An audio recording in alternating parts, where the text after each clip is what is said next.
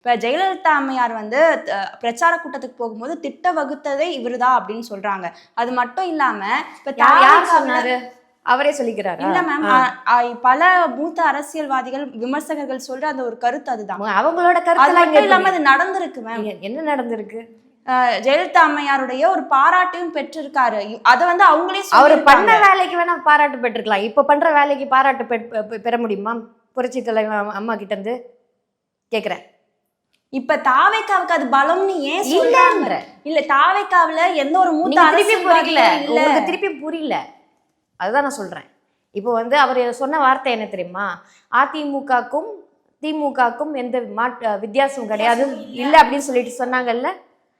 இது வந்து ஒரு உண்மையான கழக நிர்வாகியாகவும் ஒரு முன்னாள் அமைச்சராகவும் ஒரு உறுப்பினராகவும் இருக்கக்கூடிய கழகத்தோட அப்படியே நான் வந்து ரொம்ப ஸ்ட்ராங்கா இருக்கக்கூடிய ஆளு இந்த மாதிரி ஒரு வார்த்தை சொல்ல முடியுமா?